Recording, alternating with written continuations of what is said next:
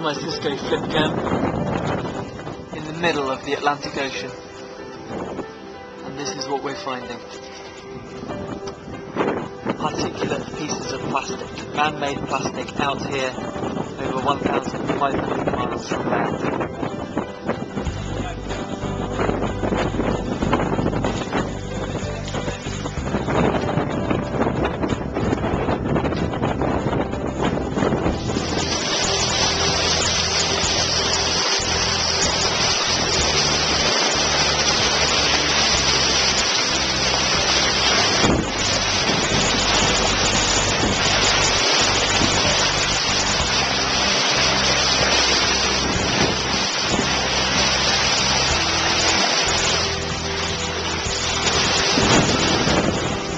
Plastic's a great product, it's very versatile, it's very usable, it's very cheap to produce, and we've become incredibly reliant upon it.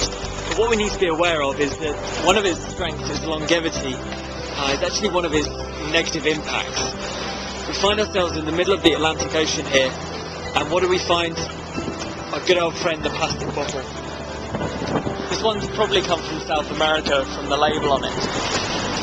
It's hard to say how old it is, but it's already got barnacles and much growth on here. I think that we're 2,000 miles away from South America. It's a long way to travel to get out here. This could take decades to break down, and as it does, it will fragment into smaller and smaller pieces as it photodegrades. It will accumulate toxins.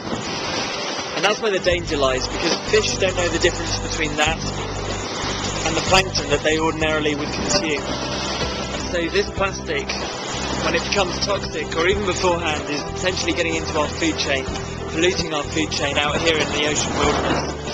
70% of the world's surface is ocean, and it's beautiful, it's pristine, but we just know so little about it. But what we are beginning to realise is the harmful effects that our dependency upon plastic and our lack of awareness and method for recycling it, capturing it, stopping it polluting our environment, what effect that is happening out here.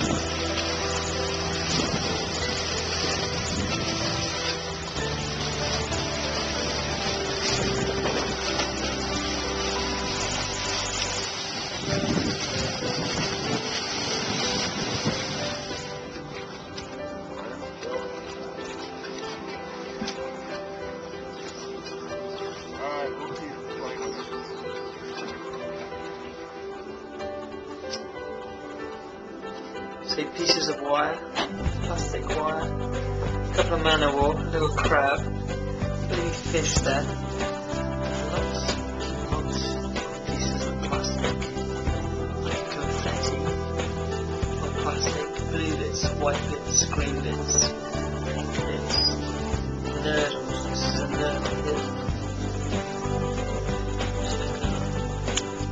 That white one on the end of the spoon is a nurdle, that's the material the plastic comes in. And there it gets coloured and shaped and processed. That's how it comes from the manufacturing industry.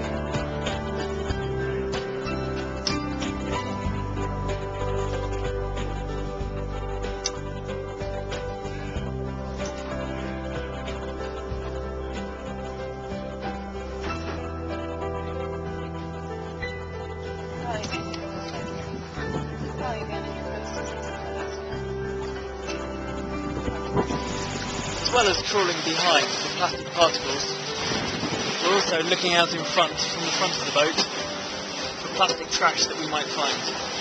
There's an alarming amount of plastic out in this ocean.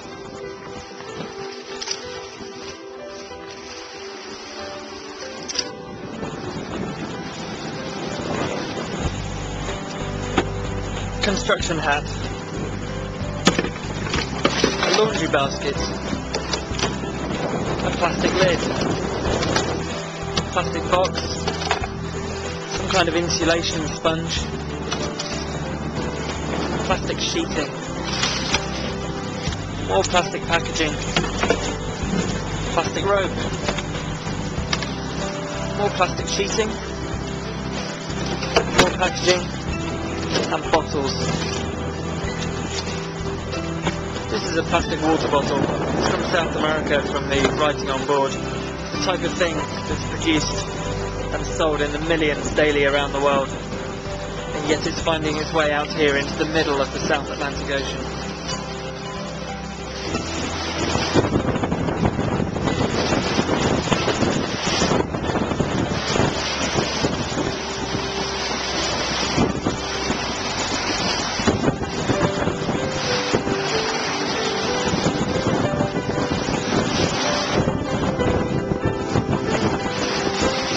It's really amazing to think that we're 2,000 miles from South America behind us, 1,500 miles from Africa in front of us.